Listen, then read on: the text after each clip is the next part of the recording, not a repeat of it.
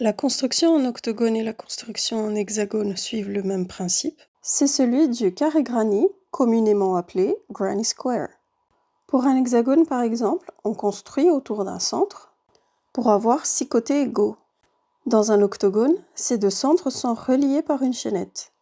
Travaillant en cercle dans les 2 cas, l'épaisseur qui se rajoute est la même dans toutes les directions.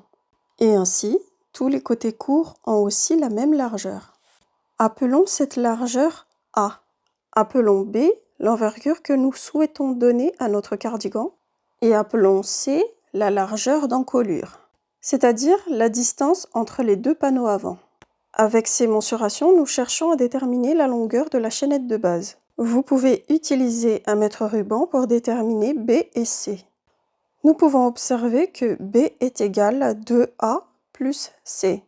En transposant la chaînette de base D sur l'envergure, on constate qu'il est égal à A plus C. D'après la première équation, on voit que A est égal à B moins C divisé par 2. Et enfin, en rapportant cette valeur de A sur la deuxième équation, on obtient D est égal à B plus C divisé par 2. A est égal à D moins C. Cela veut dire que la longueur de la chaînette de base, qui est aussi la largeur du cardigan, est égale à l'envergure plus l'encolure divisé par 2. Et A, qui est à la fois la hauteur, la circonférence de la manche, la longueur de la manche à partir du col, est égale à la longueur de la chaînette de base moins l'encolure. Il est tout à fait possible de commencer les mesures par la largeur souhaitée pour le vêtement, c'est-à-dire D, et à partir de là, diviser cette mesure entre la largeur d'encolure et la circonférence de manche. Et la formule pour obtenir l'envergure sera toujours la même, c'est-à-dire 2 fois la circonférence de manche plus la largeur d'encolure. En conclusion, comme les proportions sont toujours les mêmes, il faut juste commencer la mesure par le plus important pour vous, que ce soit la largeur, la circonférence de manche ou l'envergure, ou même la largeur d'encolure. Je vous laisse donc faire vos mesures et vos calculs, et il ne nous reste plus qu'à déterminer le nombre de rangs total. Alors bien évidemment, vous pouvez utiliser n'importe quel matériel que vous souhaitez. Moi je vais utiliser, juste pour montrer, ce crochet de 3 mm et un fil correspondant. Vous allez aussi avoir besoin d'un marqueur de maille. Et bien sûr, d'un mètre ruban pour faire toutes les mesures. Déjà, faites toutes les mesures et tous les calculs et notez bien l'envergure, la largeur d'encolure et la longueur de la chaînette de base pour la taille que vous souhaitez faire. On va commencer par crocheter la chaînette de base. Pour ce faire, on va faire la méthode avec les mailles serrées. Il y a 2 options, soit en granny stitch classique, c'est-à-dire avec une maille en l'air entre chaque granny stitch, ou les granny stitch resserrés, c'est-à-dire sans maille en l'air entre chaque granny stitch. Je vais d'abord faire la version resserrée. On commence toujours avec un nœud coulant.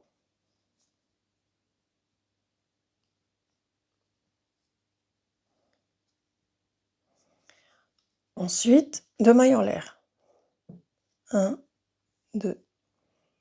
Ensuite, maille serrée dans la deuxième maille à partir du crochet. Piquer, jeter, tirer une boucle. Jeter et couler les 2 boucles sur le crochet. J'ai ma première maille serrée. Le segment qui suit est à répéter tout le long de la chaînette de base. 3 mailles en l'air et maille serrée dans la deuxième maille à partir du crochet.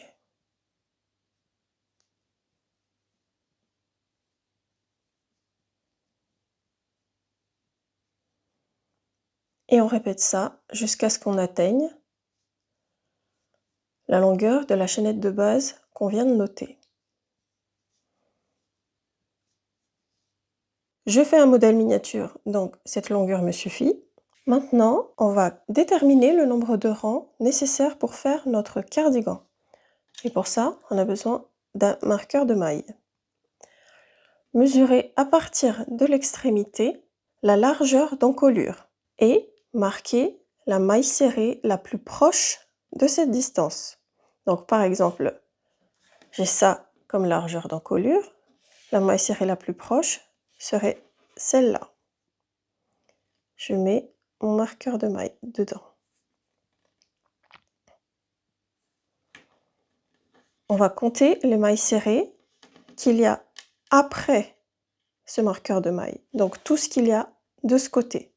Je vais compter 1, 2, 3, 4, 5. Notez ce nombre car c'est le nombre total de rangs nécessaires pour faire le cardigan, dont le dernier sera le rang d'assemblage, le rang où on va connecter les manches. Donc la première chose à faire, c'est de faire un nombre de rangs égal au nombre de mailles serrées, moins 1, et puis faire le rang final pour l'assemblage. Maintenant que c'est bien noté, je peux enlever le marqueur de maille, car c'était juste pour compter les rangs.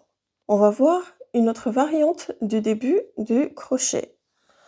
Pour cette variante, on va faire un rang principal autour duquel on va faire notre construction. C'est-à-dire que au lieu de tourner autour de cette chaînette de base, on va tourner autour d'un rang de brides. De cette façon, nous allons avoir un nombre de rangs impair pour la première couleur si vous utilisez plusieurs couleurs. Déjà, pour compter les mailles, ma première maille, c'est la maille serrée. La deuxième maille, c'est la maille en l'air dans laquelle la maille serrée est crochetée. La troisième, c'est la maille en l'air ici. Et ensuite, c'est une maille serrée. Donc, maille en l'air, maille serrée.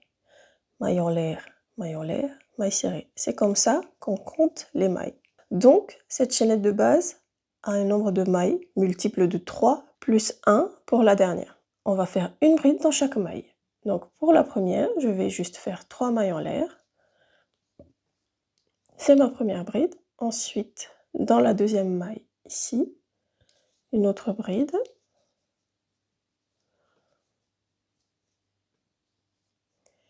Et encore une autre bride.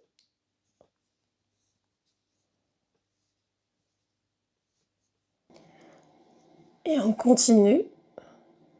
Et je vous montre ce qui se passe à la fin.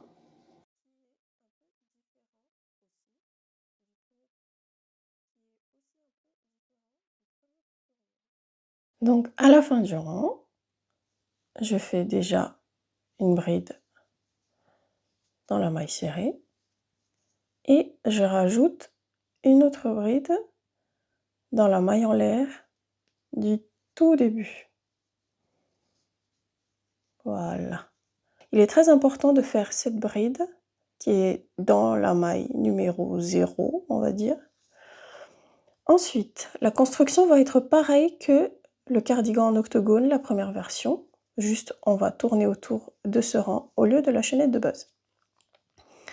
On va faire notre premier granny stitch. Donc, première bride avec 3 mailles en l'air.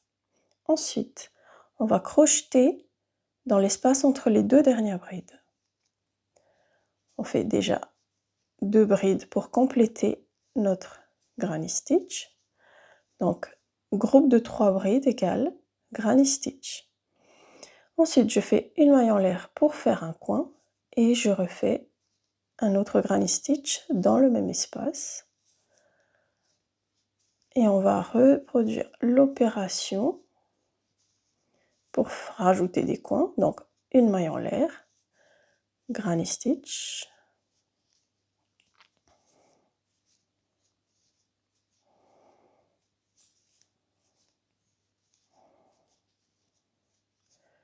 Une maille en l'air et granny stitch.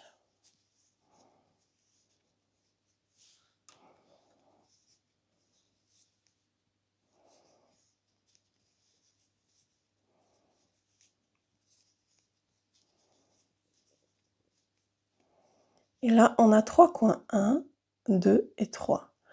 Normalement, on fait 5 granny stitch dans cet espace pour avoir 4 coins. Mais on va compléter le dernier à la fin du rang pour qu'on puisse commencer sur un coin. Donc, on a dit c'est granny stitch resserré. Donc, on n'a pas de maille en l'air entre chaque groupe de 3 brides. Donc là, je vais sauter 3 brides 1, 2, 3, équivalent de 3 mailles, et je fais un autre groupe de 3 brides, un granny stitch, juste après la troisième bride, ici. Donc, je fais mes 3 brides, 1, 2 et 3. Je reproduis l'opération, je saute 3 brides, 1, 2, 3, et je vais dans l'espace qui est juste après.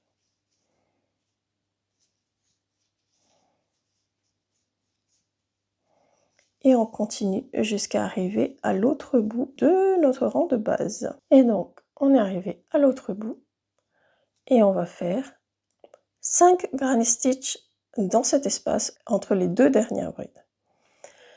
5 granny stitch pour faire 4 coins. Donc je fais déjà un granny stitch, 1, 2, 3 brides. Je fais une maille en l'air pour faire le tout premier coin. 1,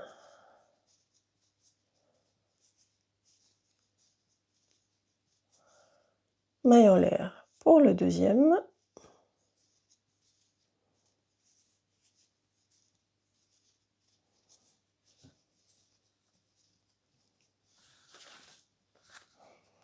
Une maille en l'air pour le troisième.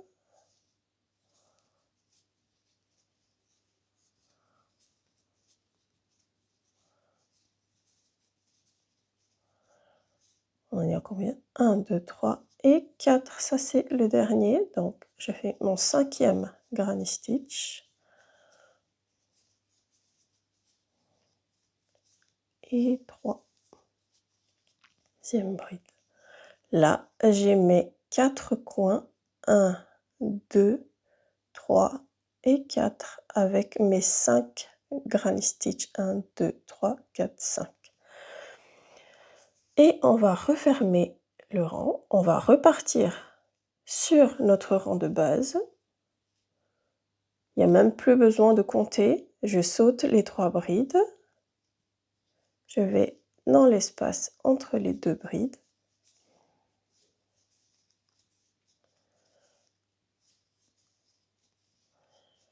Et on continue jusqu'à la fin du rang. Je suis arrivée à l'autre bout et il me manque encore un granny stitch dans le tout premier espace. Donc, je fais le granny stitch pour compléter.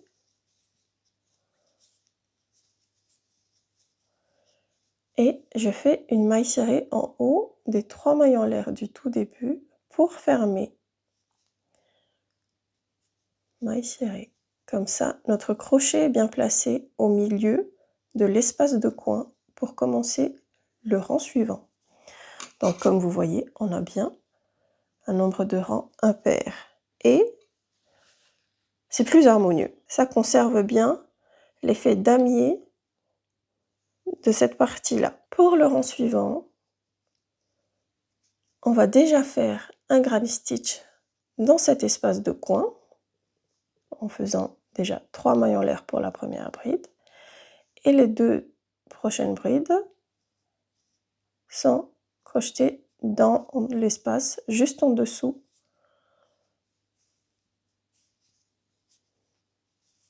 Voilà. On complétera ce coin à la fin avec un deuxième granny stitch dans le même espace. Prochain espace de coin qu'on reconnaît avec la présence de cette maille en l'air, on va faire un coin.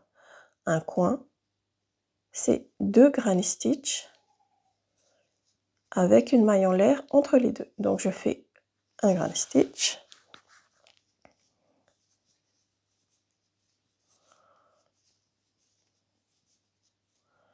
une maille en l'air et un granny stitch, un deuxième granny stitch.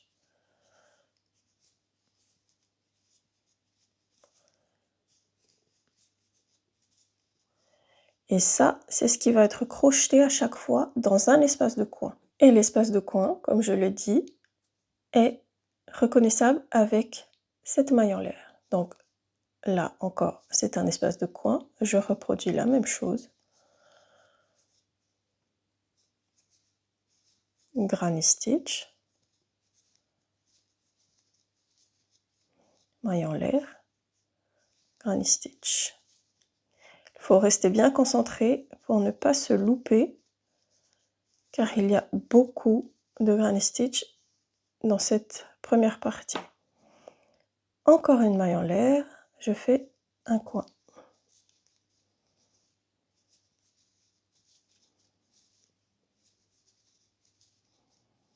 Une maille en l'air et granny stitch. Et comme vous le voyez, quand on crochette un coin, ça recrée un autre espace de coin juste au-dessus pour le rang suivant. Ensuite, je regarde, l'espace suivant n'a pas de maille en l'air, donc je fais juste un granny stitch. C'est un espace régulier, un espace classique, si vous voulez.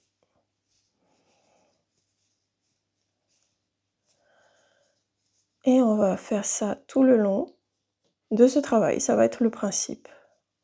On continue, un granny stitch dans chaque espace jusqu'à ce qu'on rencontre un espace de coin et on finit le rang. Et à la fin, je complète mon tout premier coin avec un deuxième granny stitch.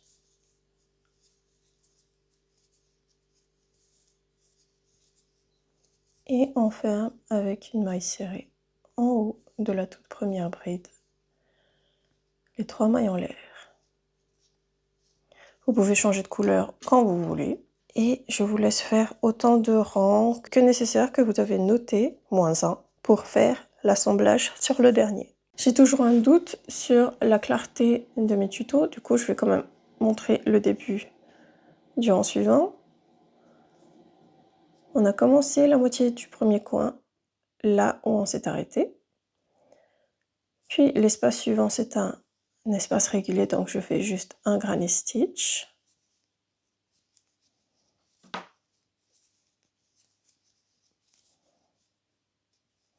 Ensuite, espace de coin, granny stitch.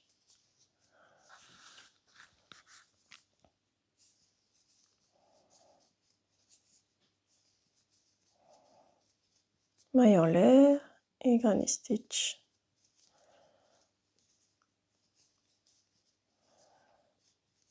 Et je vous laisse faire. J'espère que c'est clair.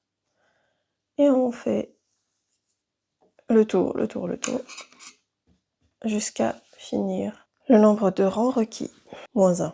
Pour faire le motif de granny stitch classique avec les mailles en l'air entre chaque granny stitch, c'est quasiment le même, mais juste en rajoutant une maille en l'air du coup.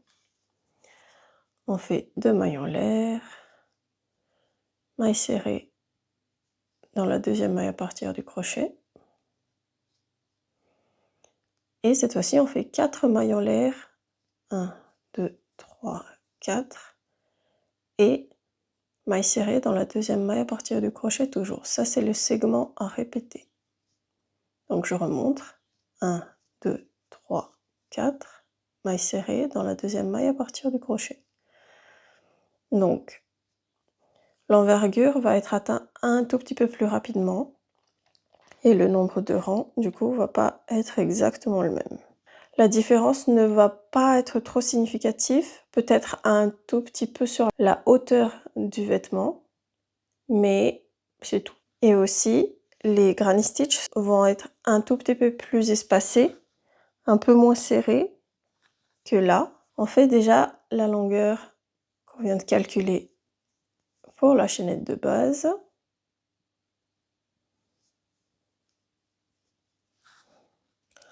Donc j'ai fini ma chaînette de base, je le fais à peu près pareil que l'autre. Mais là, du coup, j'ai une maille serrée en moins, vu qu'il y a 3 mailles en l'air entre chaque maille serrée, et non 2 comme ici. Le début, on va faire une bride avec 3 mailles en l'air, 1, 2, 3, et ensuite on fait une bride dans la deuxième maille, ici,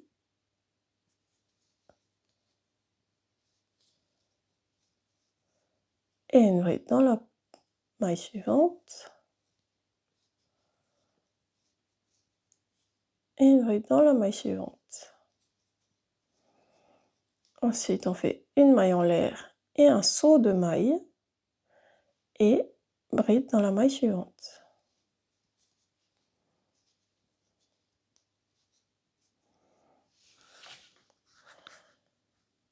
Puis bride encore dans la maille suivante, et bride dans la maille suivante.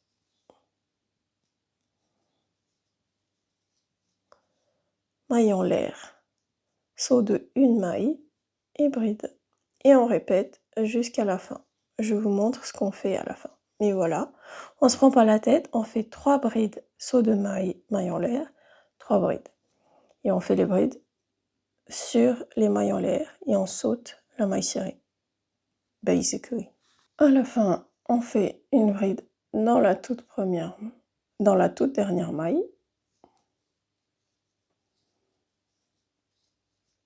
Voilà, on a 4 brides à la fin et 4 brides au début. Alors, on a juste oublié de compter les rangs, mais c'est pas trop tard, on peut le faire maintenant, ou vous aurez pu le faire au début. Par exemple, je veux ça comme largeur d'encolure. Tout simplement, on compte les mailles serrées. 1, 2, 3, 4, 5. Donc là, vous voyez que la largeur d'encolure est un tout petit peu plus petit que tout à l'heure, parce que les mailles serrées ne sont pas réparties pareil que sur l'autre. Donc ici, l'encolure est un tout petit peu plus petit. Ça ne va pas être très significatif sur un plus grand projet. Là, j'ai vraiment pas beaucoup de mailles serrées, mais sur le vôtre, vous pouvez avoir une vingtaine de mailles serrées selon le matériel que vous utilisez, et la différence va pas être très visible. Donc j'ai noté le nombre de rangs requis. Là, je peux commencer à crocheter. Et comme tout à l'heure, le nombre de rangs est le nombre de rangs total avec le rang d'assemblage inclus. Il faut d'abord s'arrêter à un nombre de rangs -1 avant de faire le rang d'assemblage. Sauf si vous voulez coudre, si vous voulez juste les coudre avec une aiguille, vous pouvez faire le nombre total de rangs et coudre après. Moi, je ne fais pas ça. Je n'aime pas coudre, donc j'assemble directement sur un rang. Donc là, pareil que tout à l'heure, exactement, on fait déjà notre premier granny stitch. Donc 3 mailles en l'air pour la première bride, et bride dans l'espace entre les 2 dernières brides de notre rang 0, rang de base.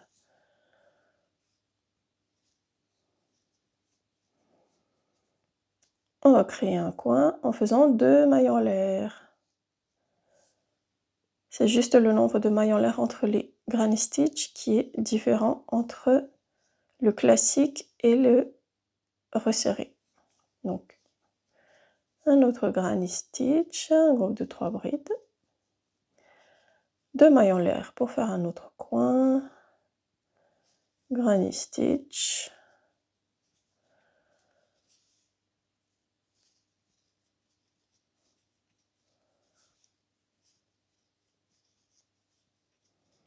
deux mailles en l'air, granny stitch,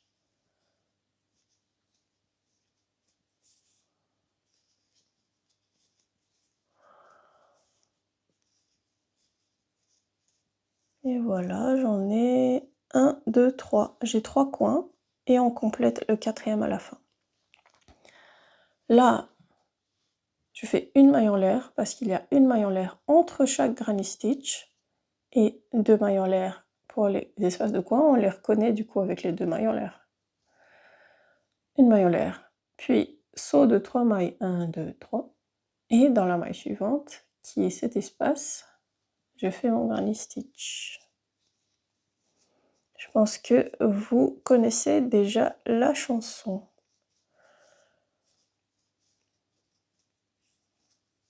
Une maille en l'air, saut de 3 mailles, et parce que j'ai encore besoin d'expliquer. Donc là, j'ai fait la maille en l'air, et là, on va faire 5 granny stitch du coup, mais à la différence de tout à l'heure, entre chaque granny stitch, on fait les 2 mailles en l'air pour chaque espace de coin.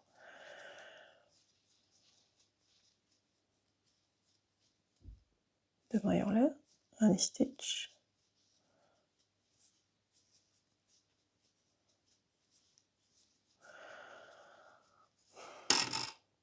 Et voilà, on a 4 coins, 1, 2, 3, 4, 4 espaces de coins et 5 granny stitch, 1, 2, 3, 4, 5.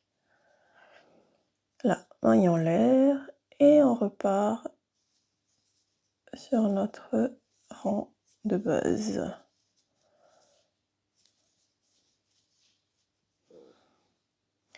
Et donc je fais le granny stitch supplémentaire dans mon premier espace pour compléter le nombre ici, et à la place des 2 mailles en l'air, on fait une demi-bride en haut des 3 mailles en l'air du début.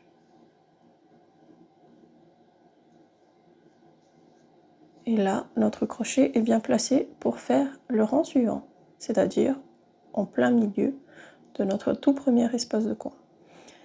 Et la suite, vous connaissez, granny stitch, 3 mailles en l'air déjà pour la première bride, ensuite 2 brides pour compléter directement dans l'espace qui est juste en dessous, et on laisse comme ça jusqu'à la fin du rang parce qu'on va le compléter avec un deuxième granny stitch dans le même espace.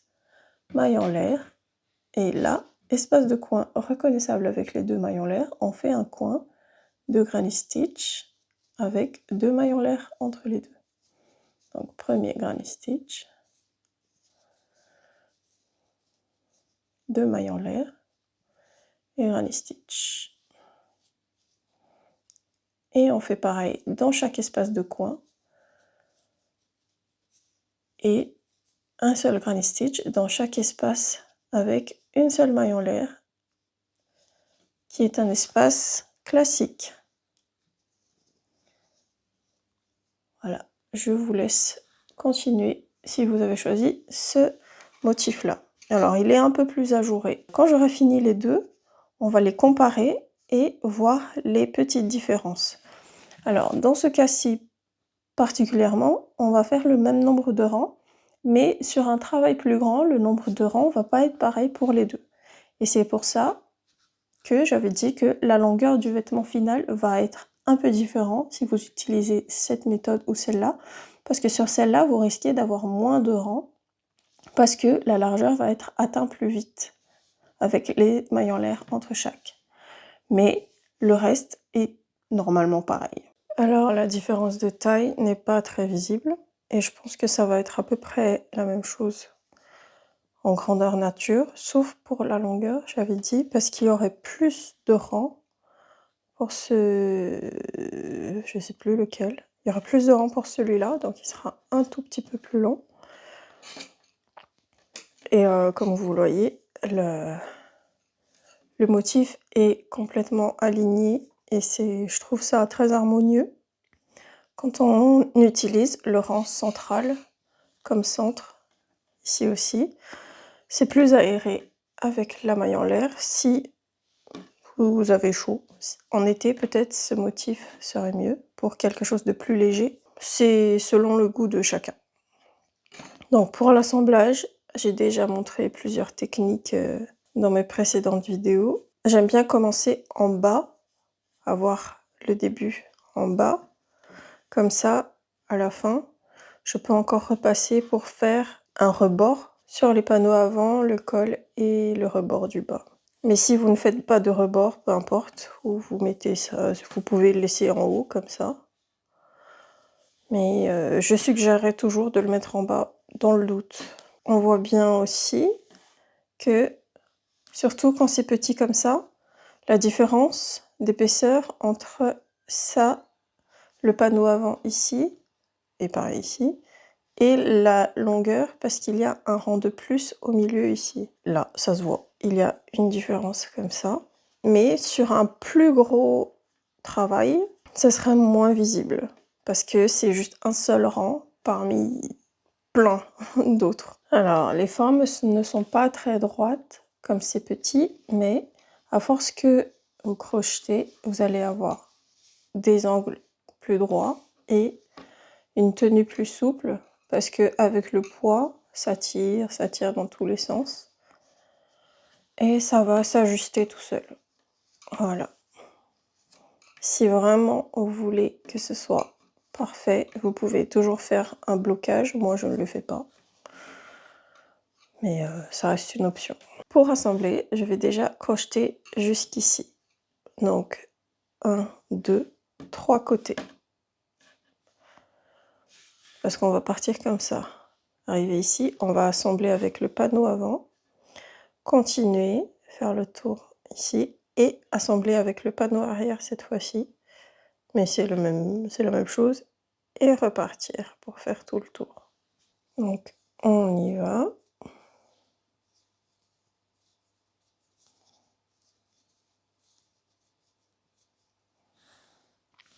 Je ne l'ai pas mentionné, mais c'est assez évident que avec le nombre de rangs déjà déterminé dès le départ, vous pouvez distribuer les couleurs, si vous voulez utiliser plusieurs couleurs de fil, sur ce nombre total de rangs.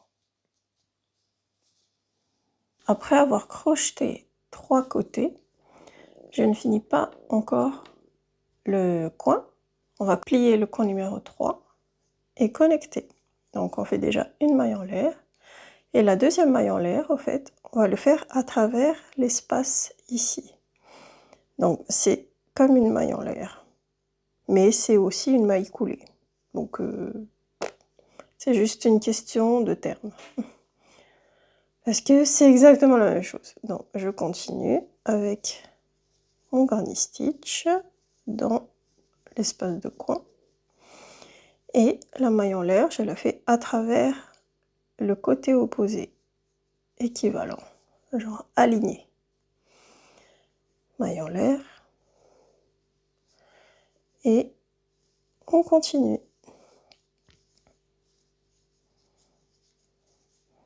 Granny stitch. Maille en l'air. Et on fait ça jusqu'à la fin. Et on continue comme ça jusqu'ici. Alors j'ai connecté la dernière maille en l'air. Et là, on va continuer jusqu'à atteindre ce coin ici, c'est-à-dire juste à la fin du côté numéro 5. Et on va refaire exactement la même chose que pour la première manche. Donc on continue.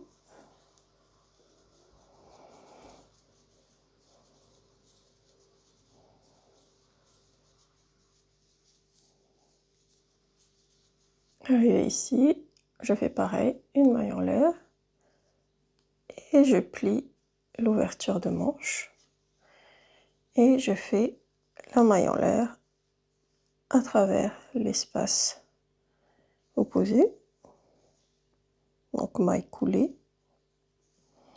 disons les termes, granny stitch pour compléter l'espace de coin, puis maille coulée dans l'espace opposé et on continue jusqu'à finir celui qui est là. Donc là, on arrive à la fin du panneau avant, on fait la maille coulée et on refait une autre maille en l'air parce que on va tourner le coin. Et là, on complète le granny stitch du coin et on finit le rang normalement.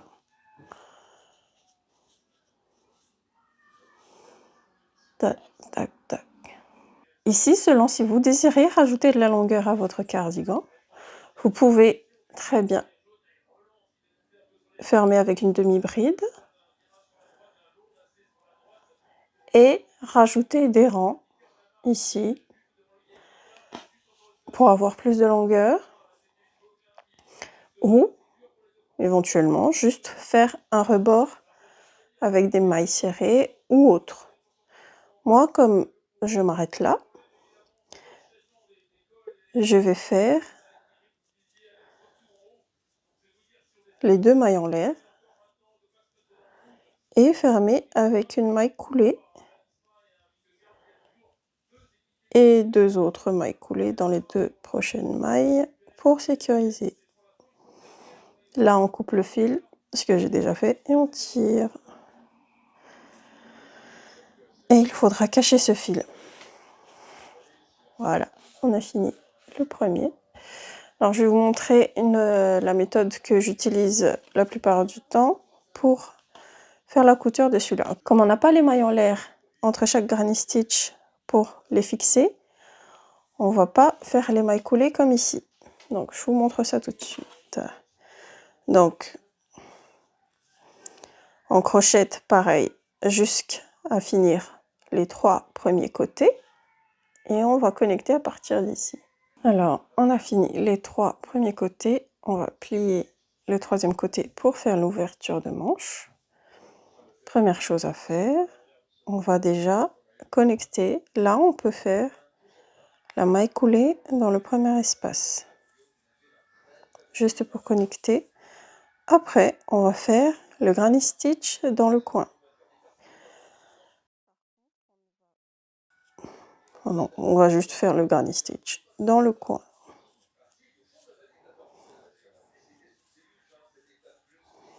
J'ai fini mon premier granny stitch. Là, je relâche la boucle et je vais piquer dans la 3e bride sur le granny stitch juste à l'opposé. Donc, exactement au même niveau que ma dernière bride. Et là, je fais passer le fil dans cette maille. Et voilà, on a connecté le bout de nos 2 granny stitch. Donc, je fais next granny stitch et après la 3e bride, je connecte la 3e bride. Donc, je pique dans la 3e bride sur le côté opposé aussi et je passe le fil à travers et je continue au prochain granny stitch. Voilà.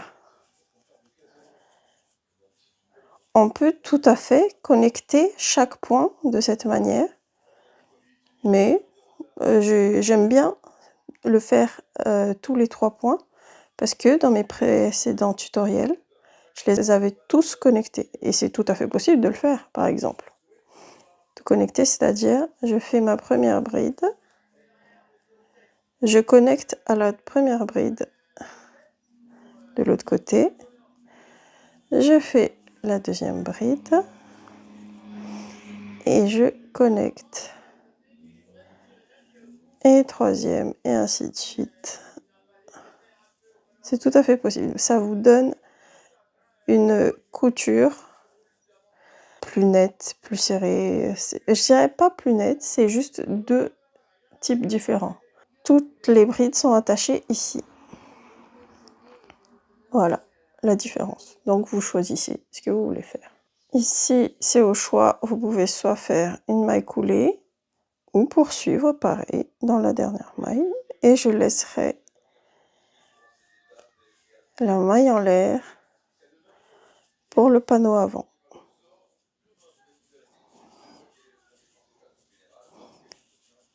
C'est-à-dire que ça va rajouter un peu de longueur sur le panneau avant, cette maille en l'air. Bref, c'est pas très flagrant, mais voilà. On continue le granny stitch jusqu'à ici. Après le côté numéro 5, pareil. Et on commence toujours par la maille coulée dans l'espace à l'opposé.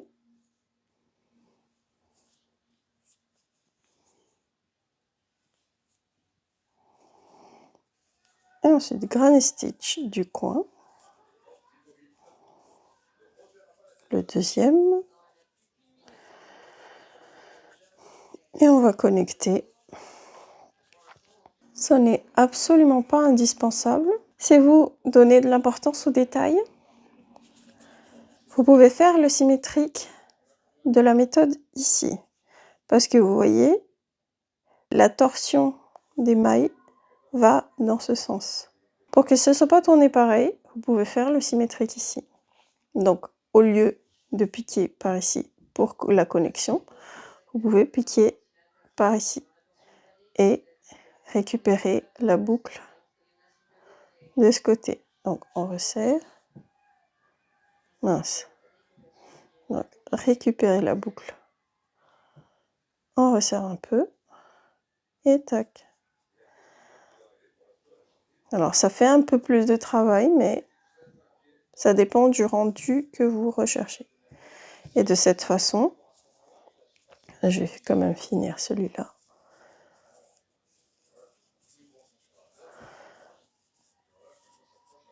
La torsion est de l'avant vers l'arrière. Comme ici. De l'avant vers l'arrière. En symétrique. Je ne sais pas si c'est assez clair. Donc, je pique ici, de ce côté, et je récupère la boucle par là.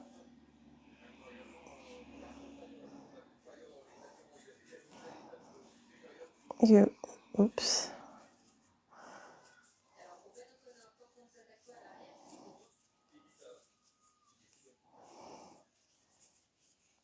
Le dernier granny stitch que je vais connecter.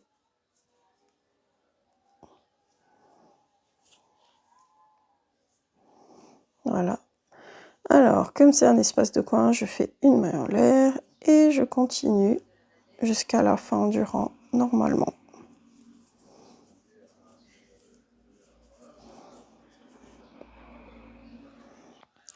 Et ici aussi, je fais une maille en l'air et une maille coulée pour fermer le rang. Voilà, je fais une maille en l'air pour commencer le rang de mailles serrées et je fais une maille serrée dans la première maille. Et on fait une maille serrée dans chaque maille pour la bordure.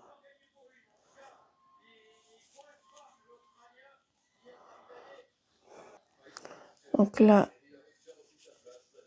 j'ai fait les 3 mailles du granny stitch de ce coin et je vais faire une maille serrée sur la maille en l'air.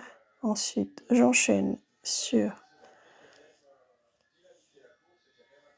le col, le cou,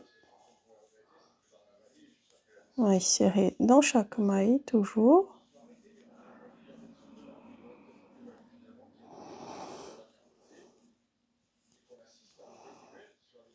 Voilà.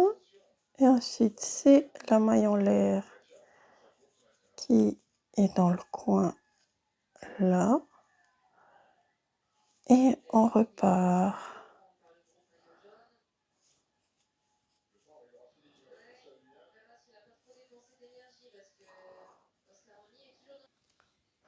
Pour tourner le coin, je fais 3 mailles serrées dans l'espace de coin.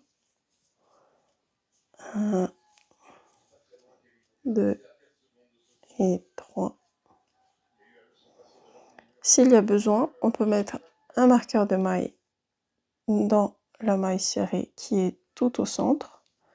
Comme ça, on saura, si on fait un deuxième rang, que c'est dans cette maille-là qu'il faudra faire 3 mailles serrées dans la même maille. S'il y a besoin de faire un deuxième rang. Mais c'est au goût de chacun.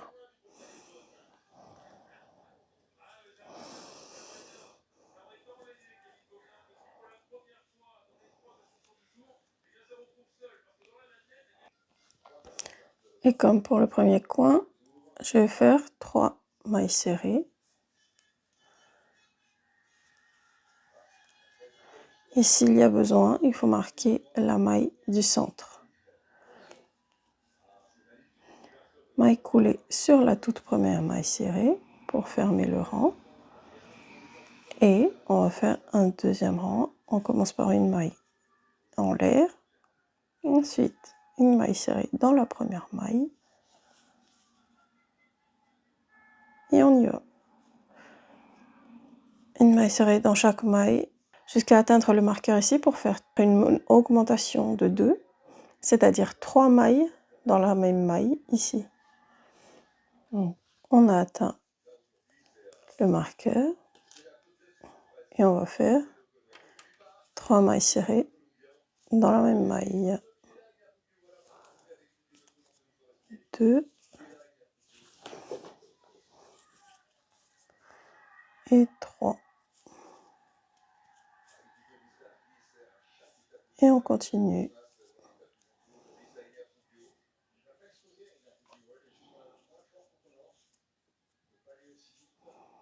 Et pareil ici, dans la maille qui est au centre, je vais faire 3 mailles serrées.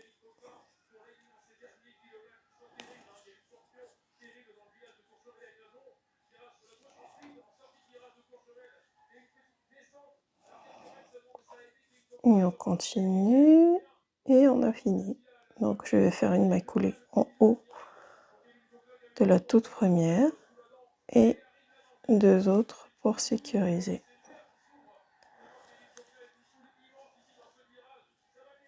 Voilà, on coupe, on tire et on cache le fil. Ici, je n'avais pas compté les mailles serrées dans l'épaisseur du col, mais après 2 rangs de mailles serrées en général, c'est pas très épais, donc ça devrait pas être trop problématique. Donc, ouais, il est vraiment très beau. Même s'il est tout petit, je trouve qu'il est vraiment très beau. Et voilà, c'est très régulier à l'arrière. Ici aussi. J'espère que ce tutoriel vous aura aidé. Posez des questions si c'est pas assez clair, si vous avez d'autres questionnements. Lâchez un pouce bleu si vous avez aimé ce tutoriel et à vous abonner pour plus de contenu dans ce style. Bon crochet!